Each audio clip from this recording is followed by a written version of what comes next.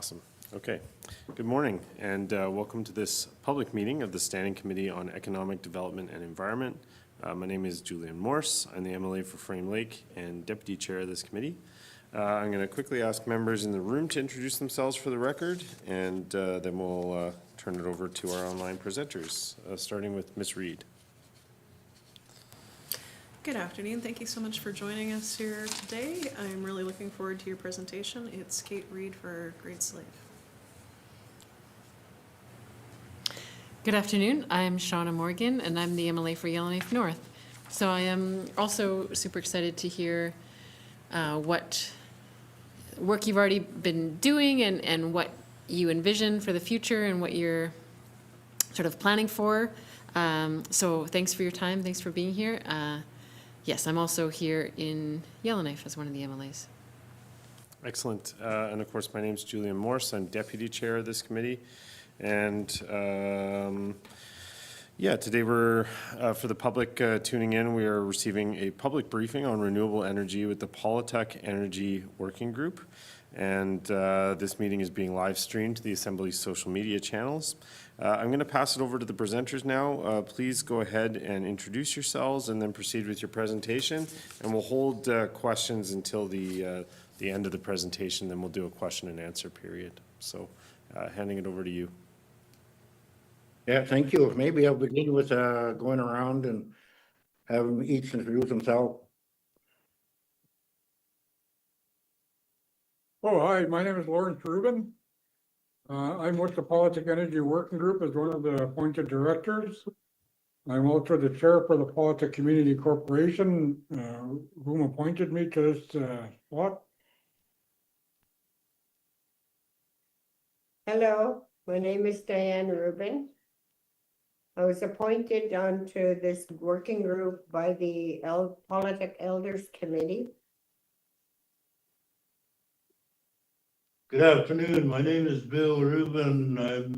I'm sitting on the Paulatuk Energy Working Group as a member, appointed through the Paulatuk Hunters and Trappers Committee, and I'm also the president of the Hunters and Trappers Committee. Thank you. Ublumi, ubanga ataga sukayaluk, nakupaluk tunga uba, nakupaluk lusilu tamapsi, kuvyasuk tunga uba, itipaluk kapsing zima, ubani koyanaini. Good afternoon, my name is Lillian Green. I'm doing okay and hope you're all doing the same. And I'm really happy to be back in with the group. And I'm representing the hamlet of Paulatuk. Thank you. Good afternoon. Thanks for having me. My name is Christopher Rubin. I'm one of the local members here in the community. I'm also a representative of the Paulatuk Community Corporation, and I'm also the vice chair of the Paulatuk Community Corp. So thanks for having me. Looking forward to our session this afternoon. Thanks. As well, online, we have Albert Rubin, who is appointed by the hamlet of Paulatuk. I think that's all we have on the table. I'm Raymond Rubin, the mayor with the hamlet of Paulatuk. In the seat, I was appointed representing the Paulatuk Hunters and Trappers. I am with that group again, so yes, thank you for that. I'll turn it over to our coordinator, Grace, to read out a small presentation. Thank you. Before you start, thanks for introducing me. Oh, yeah, I wasn't sure we heard. Sorry about that. Yep, okay. Grace?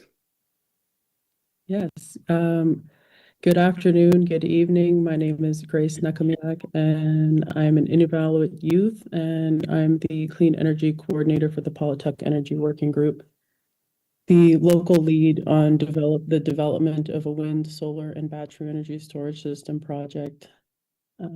Just a little bit more background into the Paulatuk Energy Working Group. It was initiated by our Mayor Raymond Rubin Sr. back in July of 2021, and from there it was adopted by the Hamlet of Paulatuk Council. The working group was formed with representatives from the Hamlet of Paulatuk Council, the Paulatuk Community Corporation, the Paulatuk Hunters and Trappers Committee, and as well as the Paulatuk Elders Committee. The Paulatuk Energy Working Group are the only decision makers within the project. Our community had set the ambitious goals to eventually reach 100% renewable penetration for heating and electricity. This initiation of the project came from the harsh impacts of climate change and its effects on our livelihood as Inuvialuit peoples. Over the past decades, these impacts have intensified. We are adapting to warmer seasons, thinner ice, changing wind speeds, shoreline erosion, mudslides, landslides, permafrost slumping, and invasive species. While we recognize that the development of a renewable energy project will not reverse these impacts, but it can help displace diesel consumption, bring new jobs to our community, and an economic development opportunity that will last decades to come, leaving an emissions-free footprint. It took a lot for our community to prioritize energy production while there are so many other social issues such as high cost of living, addictions and mental health, housing, and food insecurity. We take this as a holistic approach. When one thing improves, so can many other items in our day-to-day lives. In 2023, a community energy profile was completed by the Arctic Energy Alliance, and their study found that it costed approximately $4 million to electrify and heat Paulatuk, a significant amount for a community with a population of 350. These costs were covered through a combination of federal funding, GNWT subsidies, and the ratepayers of Paulatuk. While investing in renewable energy projects require a larger upfront capital cost, it will significantly reduce diesel consumption, lower operation and maintenance costs at the power plant, where all of the diesel gensets and the control systems are already pretty aged, and generate long-term savings for both the utility and GNWT by decreasing diesel purchases. Some key challenges that we have faced from the beginning to the current stage of the project are the lack of policy regarding independent power producers, which our project falls under. Aged electrical and civil infrastructure within and outside of community boundaries, capacity within our community, and funding gaps. To date, we have been able to secure approximately $2 million in federal funding from CERNAC Northern Reach program and the Indigenous Off-Diesel Initiative delivered by Natural Resources Canada and Indigenous Clean Energy. Outside of that, federal and territorial resources are limited in terms of funding for planning and construction of infrastructure, geotechnical feasibility work, and research and development. And there is a significant lack of dedicated funding for energy efficiency upgrades and retrofits to existing buildings, which are critical to reducing overall energy demand. While communities are struggling to stay afloat with its existing municipal funding cuts and the struggle of people wearing multiple hats, we need more support from the federal and territorial government to bring our northern communities above the poverty line and continue to align our goals with the rest of the country. When there are funding gaps, they lead to project delays, and delays make it difficult to maintain momentum and ongoing community support. We need to stay on top of building local capacity, creating local sustainable jobs, and investing in the smaller communities. To date, we have accomplished a great deal in advancing the project. We've established the Paulatuk Energy Working Group, hired and invested in a clean energy coordinator, built the key partnerships with NTPC, the Government of the Northwest Territories, the Aurora Research Institute, the Northern Energy Innovation Team at Yukon University, and the National Research Council. All of these steps have allowed us to navigate the development of the project and other activities. Our work so far includes conducting research on housing energy usage, potential of an electric heating project, along with the installation of necessary research equipment such as the ZRX LiDAR unit, which collects wind data, and a solar resource assessment to collect solar data. We have also conducted community site selection and have completed several preliminary reports, begun permitting and site surveying, and developed a pre-feasibility report and a community energy plan. In addition, we have held various community engagements events, and our proudest initiative was the co-developed Community Energy Systems course with Northern Energy Innovation. This course helped build more in-depth knowledge to our community as a whole of the project, its partners. Looking ahead, our next steps are to continuing to look for funding for full field geotechnical field investigation. And from there, with continued funding supports, we can see this project fully commissioned within the next 3 years.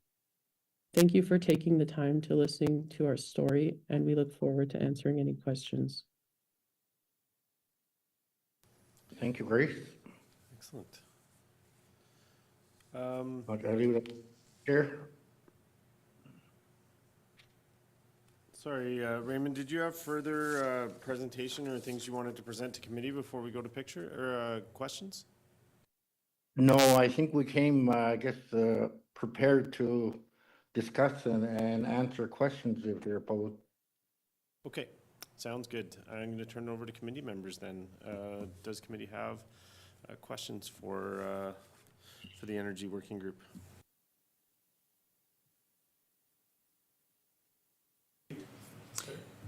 Thank you once again for joining us today. It's a great pleasure to hear from you and hear about this exciting project. I am curious if you could speak a little bit more to your partnership, specifically with NTPC, the GNWT, and territorial partners around what funding has been, funding opportunities have been identified as future places for you to seek the funds to continue your feasibility studies and the next steps that you've spoken about. Thank you. Yeah, thank you. I think I'll lean on Grace if there are any details, but one of the things we had realized during our process was the need for certain data. You know, we're not able to provide any of that, but we recognized that we needed partners. We needed to work with agencies and different people out there to help us gain information and data as we moved along. And one of them was, I guess, that, as Grace had mentioned, was the energy consumption data. I don't believe we're there yet. I think she also mentioned housing, the need to work with housing to gain more information and data. But yeah, maybe Grace, if you have anything to add to that, please. Yeah, certainly. So in terms of funding, we're still looking to seek out additional sources. Right now, we have a preliminary project cost of approximately $20 million. So we're still looking towards navigating that with the territorial government, with the federal government on how we could execute the rest of this project. We do have a remainder of funding available, and a lot of that is dedicated towards design of the project. Okay, did you have a follow-up question? Thank you, Mr. Chair, and thank you, Grace and Mr. Rubin. So in your presentation, you mentioned that as of 2018, obviously pre-COVID numbers, inflation has gone up a lot since then, that it was $3 million annually to heat and electrify Paulatuk. So if your project cost right now is $20 million, it seems kind of like a no-brainer to me that we would want to try to put that cost up front for savings moving ahead. Is the 20 million all inclusive of creating a new system, or is it just the feasibility studies? Thank you. Yes, so the 20 million would account for the full design of the project, upgrades to the distribution lines, transformers, anything necessary regarding electricity, procurement of the turbine, the battery, logistics. But then again, too, those are preliminary numbers and subject to an increase a little bit. Ms. Morgan, do you want to ask some questions? Sure. Thank you, Mr. Chair. So I see in your presentation that it sounds like one of your favorite things you've been working on or things that have been developed is the co-developed Community Energy Systems course with Northern Energy Innovation. I wonder if you could talk a bit more about this course and who is taking the course or who is gaining more knowledge and what kinds of skills and training, and whether you have sort of a future vision for where that course could go. Thank you, Mr. Chair. Yeah, I will jump right in about the course. So with the course and another priority with the working group, I'm sure they could speak for themselves afterwards, is building capacity and investing in our community members to eventually be trained in such positions, whether it's a position like mine or as a technician. And so with the Community Energy Systems course that we had ran last May, it was around the end of springtime. So people were still out geese hunting, and we had a participation of about 17 locals, and that was ranging from the ages of 12 to I believe the eldest participant was in her mid-70s. And the target of the course was to build more in-depth knowledge around the project. All of our partners and everyone's essentially just going all in about everyone's skin in the game and how this could have a really positive impact for our community, for other communities to be executing projects similar to ours in the future. Thanks. Do you have a follow-up as well, Ms. Morgan? Thanks for that. That does sound like a super fun course, especially people of all ages coming together to sort of for a common purpose there. I had a second question, but now I have a quick follow-up, which is, do you have plans to run the course again, or is there like a next step in terms of the course? But then it also... Another question. Okay, I'll just ask that quickly, and then I have another question after that. Thank you. Yep, go ahead. Yeah, so we will be looking at planning for the next community systems course, and from there it'll adapt to the current stage of the project and gather and share a lot of filler information from the last time we had ran that community capacity building session.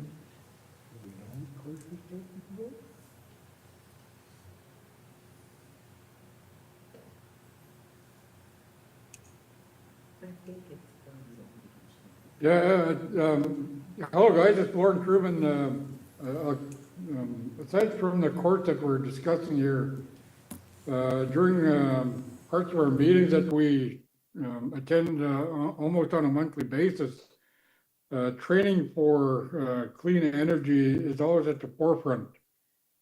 So in our last meeting, we addressed focusing on students in school, such as grade 9 to 12, I think, to encourage them in regards to learning about clean energy in school. And while this group here would provide training courses for individuals who would come out of school or postgraduate to learn about clean energy and how it could fit in a small community like this, Mind you, it's a new thing, although we've been going through the last 3 or 4 years in regards to clean energy and the Paulatuk Energy Working Group. It's still new.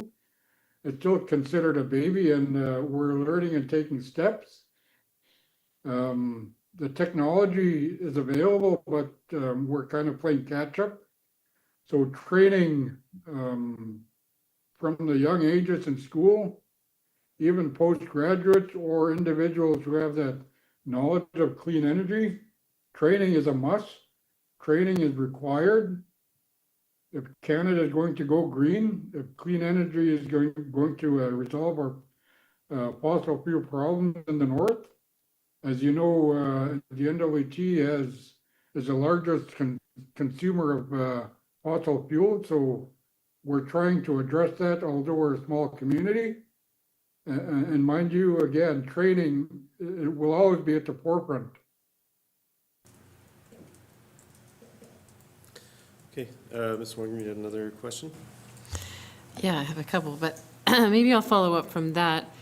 I know in your presentation, there's mention there of that so far you've been able to keep $400,000 in the community through the jobs contributing to this project, everything from wildlife monitoring and catering to full-time job, honorary, things like that.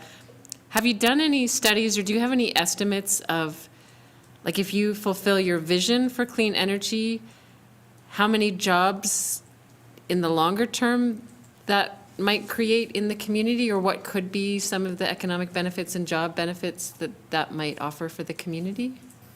And maybe that's still to come. I know that might be hard to know at this point, but I just wondered if you happen to have done any studies or estimates along those lines.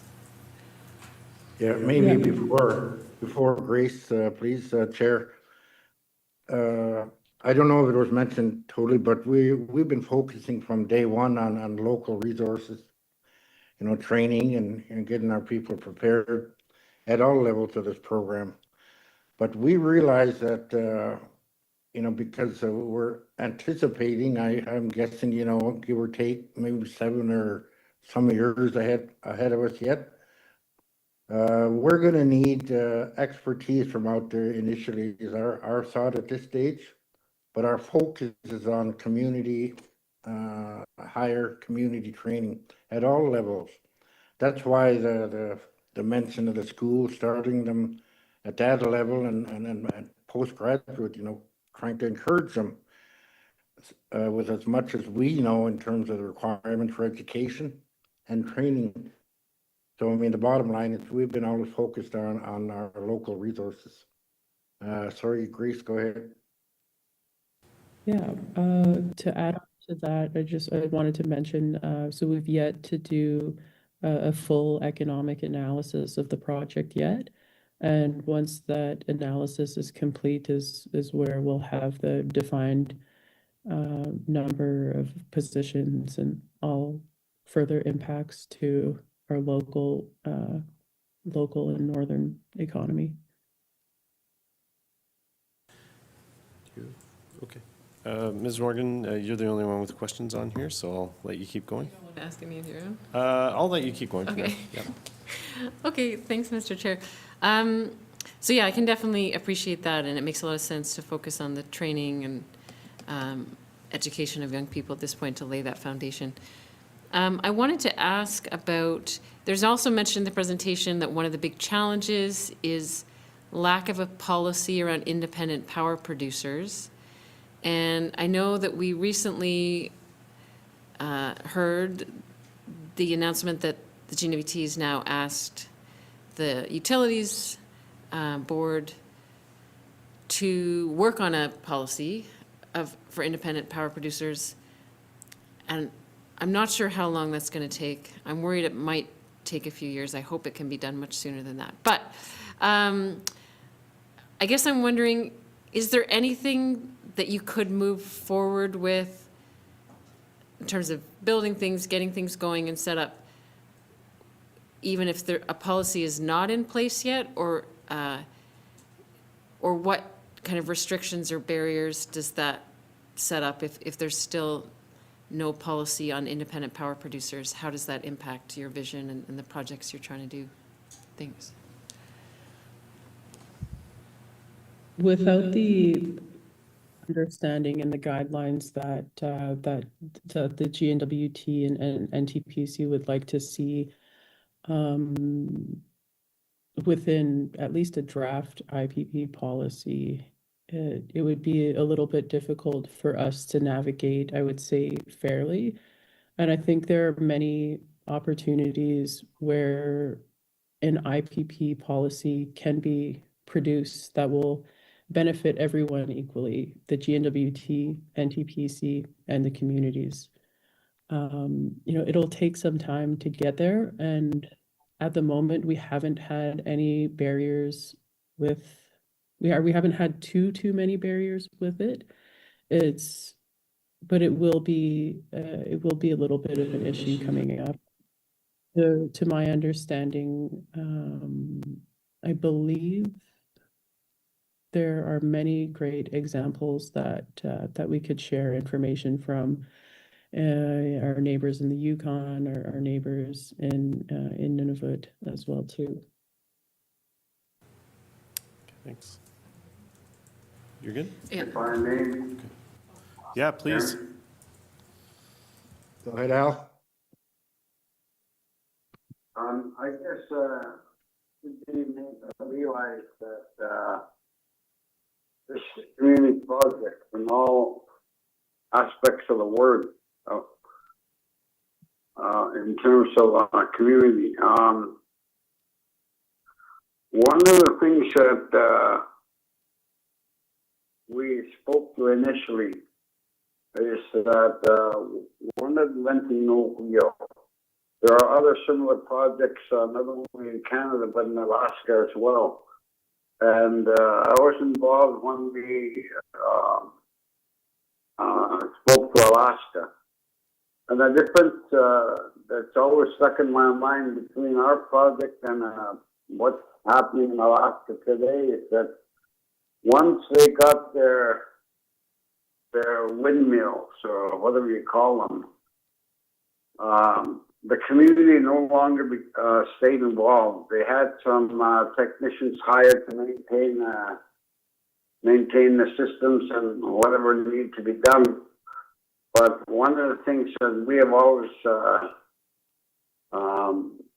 wanted to do was be involved beyond getting a wind turbine. Have the community stay involved. As you heard earlier, spoke to training, spoke to youth, trying to encourage them to get some necessary education to allow them to be able to participate. But that's one of the main goals right from the get-go, was that this community would continue to stay involved. We would not necessarily disband once the turbine's in place, and as things go along, the changes may need to be done during or after we get the wind turbines, that we stay involved and see what needs to be done to continue to allow this process or project to continue successfully. Thank you, Albert. Chair, can I add a couple of comments Please. to that? Yeah, we have this is all in a working process. That's why we deem ourselves a working group, to work with the possibility of feasibilities all around, including and the question posed was whether or not we're able to move forward until the policies develop, where we are able to, through the eyes of the government, Power Corp, be our own power producer and be in partnership, with the utilities. We've spoken to that. It's still at an early stage, and I can mention again maybe the word learning, and as we go along, that is a fact. We've been told by many of our partners and team members that they haven't gone through anything this way before. And we as well, we're learning as we move along, and we will keep on until we're actually up and running. I wanted to say that we do have ideas, things that we do have in plan. As an example, one is bring in housing, hire someone in our team within our team who will be knowledgeable about housing and its operations, not in terms of the current housing system, but in moving ahead with his initiative that we have going here. So we got other plans that we can work on until we actually are able and it's feasible as a community, and then the policies there that we can sign on to, until then. So yeah, I wanted to say more. I'm not here to drive this through to anybody. It's more question and answer. We come in really with a mind, I think Grace had mentioned, at 100% renewable, and it keeps us focused on our drive. If in the end it is not possible, we would have succeeded to wherever we could by then. We're hoping that with the systems that are brought in, that they will focus on that, being able to provide at 100%. And Albert mentioned the Alaska people. We got a story that they were able to shut off their generator systems for a period of time each year, and then displacing a lot of fossil fuels. So yeah, thank you. Mr. Chair, it's Lawrence Rubin again. If you had asked that question 3 years ago in the same situation here, we would have given you a clear answer in regard to roadblocks to creating or becoming an independent power producer. The roadblocks even 3 years ago were there, and they were clear with federal and territorial governments not allowing partnership to happen in regard to producing power. 3 years later, whereas we're at now, as Ray explained, partnerships are more clear now. They're clarified with all groups, even NGOs. We get to talk to them, and there's no impediments in regard to who the partners are. So the path has been clearing up as of late, and if the federal and territorial governments can create a policy in regard to independent power producers, they may pop up in every community at some point in the near future in regards to clean energy. But right now, if the GNWT, the territorial, and the general public, create an input area where we make suggestions, and the governments create a policy to address that, so that energy is more available in every community, regardless of size. And hopefully that's the case in the next 2 or 3 years. Okay, thank you for all that, for that information. Committee members, do you have any further questions for the presenters? Okay, thank you very much.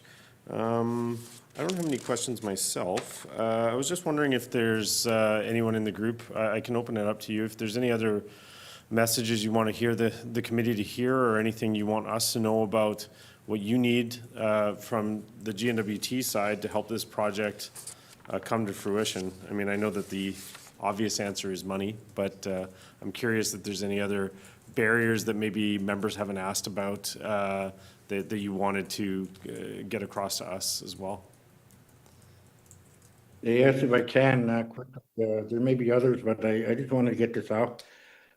I think we realize that at a stage like this, maybe as Larry had said, maybe 3 years back, although it's not a new concept, clean energy, especially globally, the idea of having that in the NWT to a certain degree is a new concept, the way we're doing it anyways. Of all our team and partners that came up last June, I think we had about 15 of them or some, Grace will know better at that. And we had a community meeting. That alone was a new process for all of those that came in, including the Power Corp member, where they were able to sit together on the same room and look and talk to each other, considering what we're doing as a community. So all told, I mean, all around the table, we're learning. We'll keep learning, but our focus is clear on what we want to do. One of the things I've always stressed to our group was that it's going to be a community-owned and maintained operation. We don't want any outside. Oh, I don't, not no negative words or anything like that, you know. But we want to be the operators and owners of this power producing company. One that'll live with our community for as long as, you know, we're here. It's not meant to provide anything in terms of power to any other outside sources, so it's a local jurisdiction. But the thing I've as well maintained is that we want to be open and transparent. We want to publish it so that if any other communities want to use the example or parts of it, that they're able to refer to somewhere to get access to information of how we did things. If I may, Mr. Chair, Yes, whoop, there, Albert. I'm hoping that the message you're getting across based on the last two speakers from our group, our commitment to this project, not only in the current sense, but in the future. I heard reference to eventually become a power producer, where right now we're just looking at subsidizing or diminishing the use of fossil fuel. So the long-term plans, although hopefully that'll eventually come to fruition, it won't be a couple of years, but reading between the lines of what a few of the members are saying, our commitment to this project is in the long term, in the long run, not only the current situation, but right now, we realize based on what we're saying, this is a very long-term goal. So now we get that wind turbine, we subsidize the use or diminish the use of fossil fuel. How successful that goes, like I say, that's why we want to stay involved, because as the project continues, hopefully to success, then eventually we may be able to create more real-term plans as to where we're going to go from whatever stage we're at.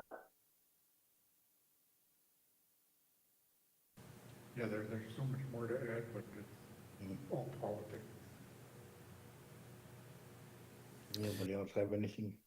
Okay, thank you for those answers, and that led me to another question, and that is just hearing you talk about being the owners and operators of the power system.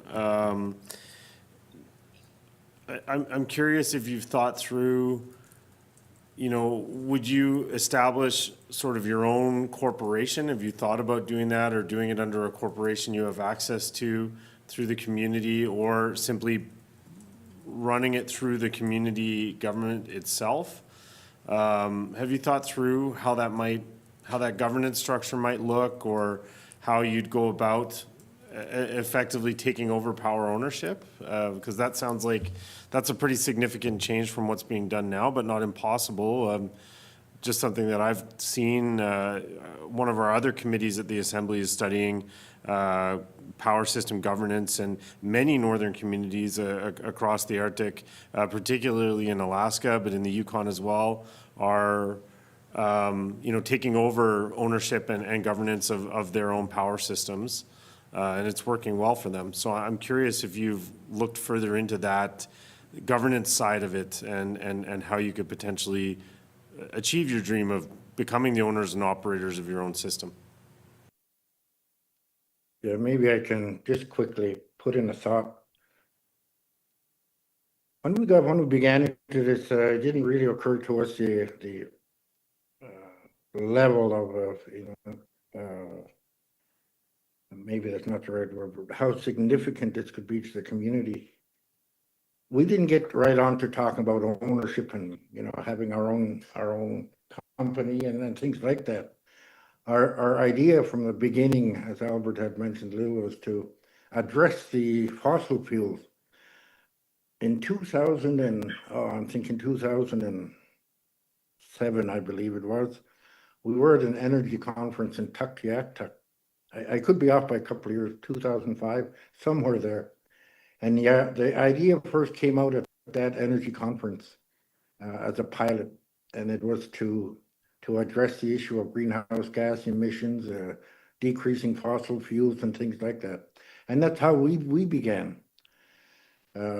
We thought of what we can do, and it's time that it had been, when I started in 2021, actually this month in 2021, I first reached out to get help to begin something.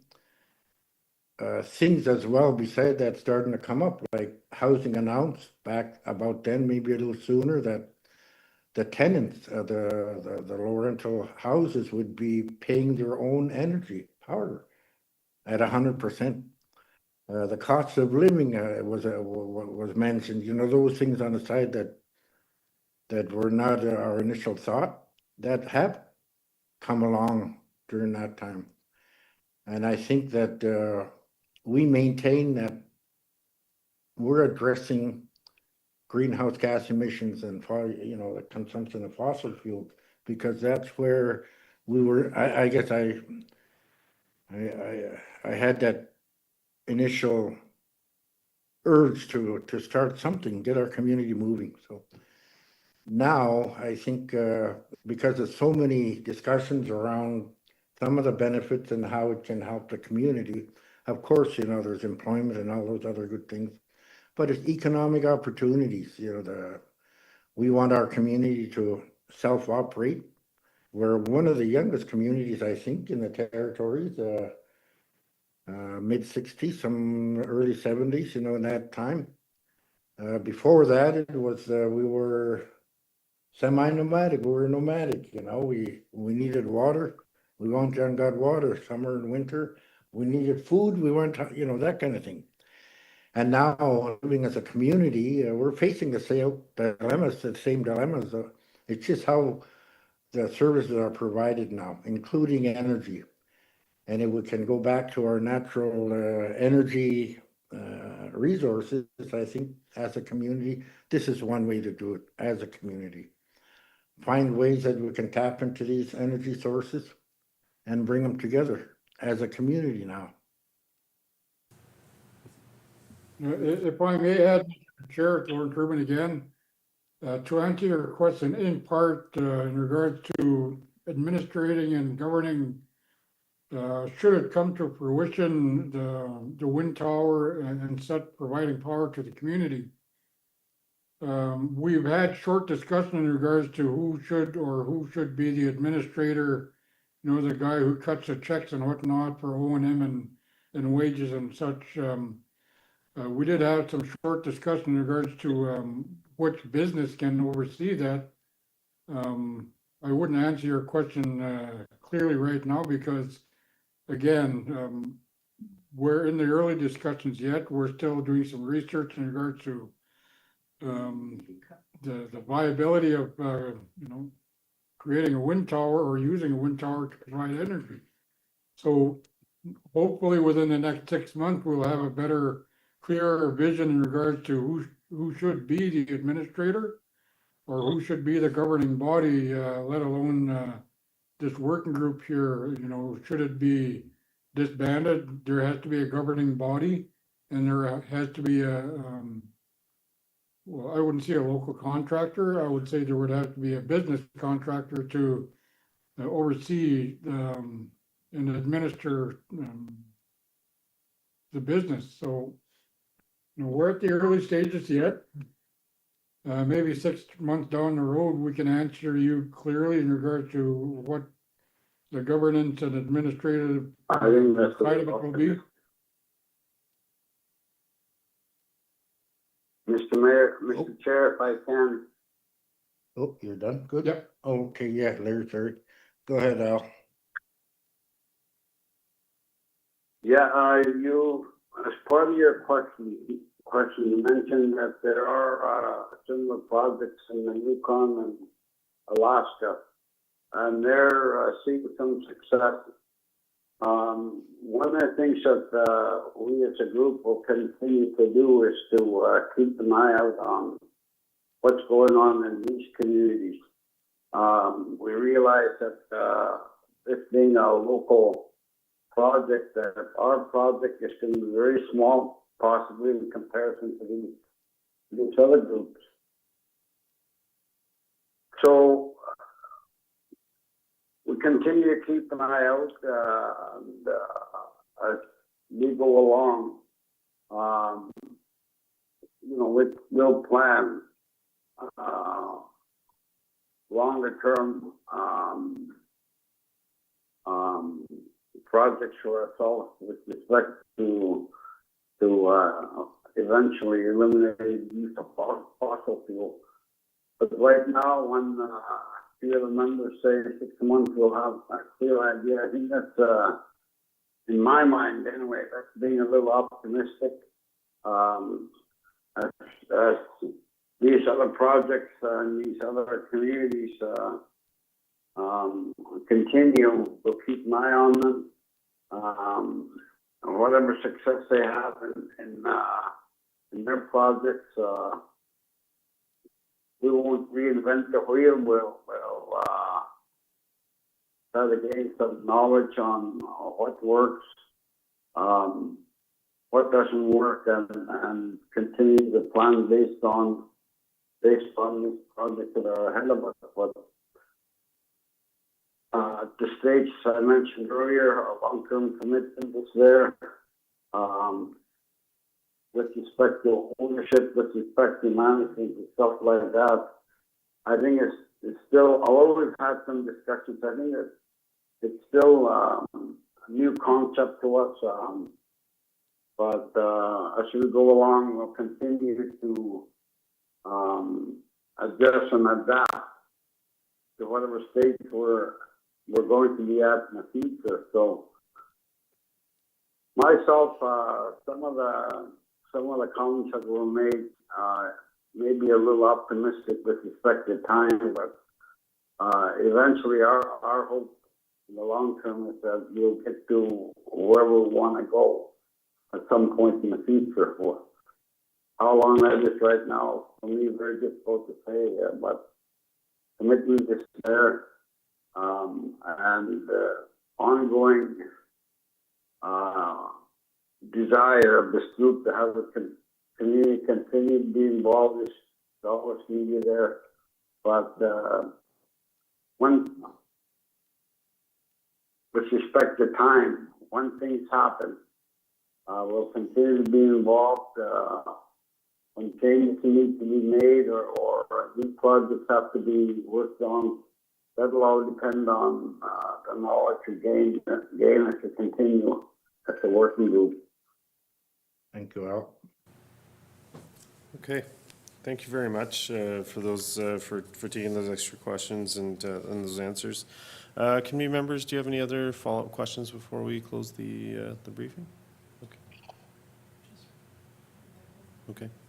Yeah, and I just wanted to thank all of you for taking the time to present to us this afternoon. This has certainly been very helpful for us and very informative, and really appreciate all of you making the time for committee, and I speak on behalf of committee on that. Did any of you have any closing comments before we close the public briefing? Who are you cheering for tonight? Oilers, of course. Come on. Yeah.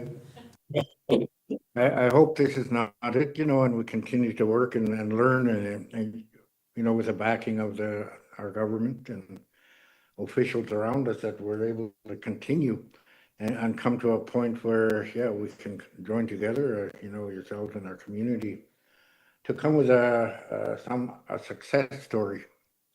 And thank you as well. We thank you all for giving us your time. If I may be, make one last comment on behalf of the community. There was an individual that did some work with us way back in the early 2000s. Albert Rubin was our community CDF, where I forgot what the title was, and Bob Simpson, God bless him, he was the lead in regards to doing some research and data collection on cost of living in Paulatuk, and using Yellowknife as a measuring stick in regard to inflation rates. So one day, Bob and Albert did the work in regard to inflation rates and cost of living in the surrounding communities. Paulatuk, at that time, and mind you, this was in the early 2000s, Paulatuk was the highest at 300% for cost of living. And I refer to that measure when I'm in discussion with government. They seem to be losing you Yeah. guys. Be it federal or territorial.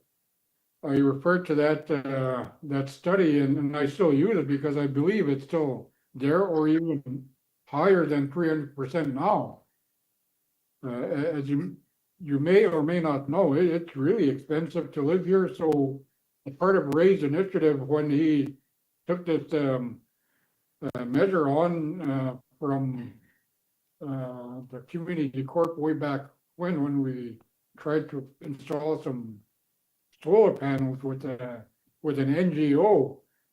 They took it for a ride and they just left us out in the dry, out in the cold weather to deal with it ourselves after they installed it. So, you know, it's been a battle to get where we're at, and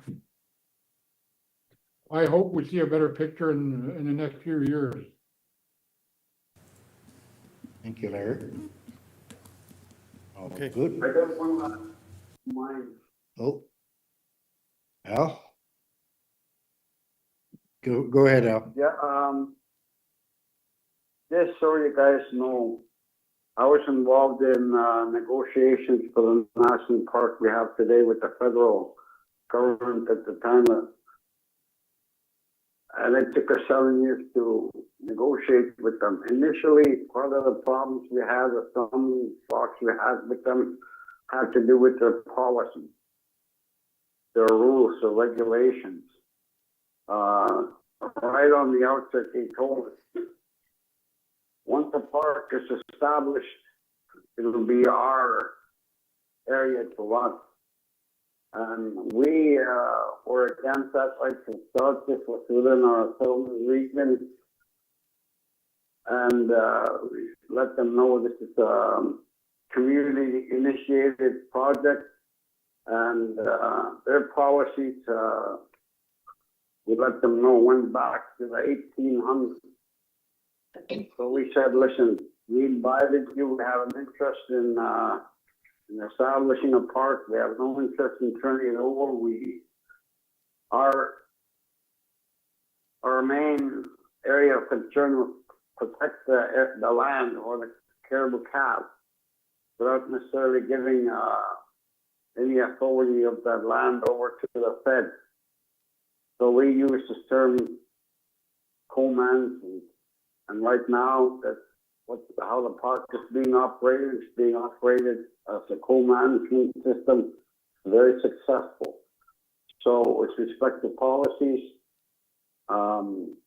depending on how old the existing policy is with respect to this area, maybe there's a time that's any to seriously consider changes based on how things are going in this area of NWT. And we were very involved in having them change some of their policies, especially with respect to full management. And like I said, it's been very successful ever since. Okay, thank you, Al. Okay, thank you. I think we're good with where we are now. I hope this is not the last time we get to talk to, to yourselves and some other agencies. Again, thank you for your time, Chair. Okay, thank you, and again, very much appreciate your time on behalf of committee. And yeah, I hope this isn't the last time we chat as well. So thank you very much for joining us today. This is going to conclude the public briefing on renewable energy with the Paulatuk Energy Working Group. For anyone tuning in, we do have another briefing at 3:30 p.m. with Det and Cho Corporation. So for now, that concludes the public portion of this briefing. Thank you for tuning in, everyone. Thank you. Bye. Thank you. Thank you. Thank you.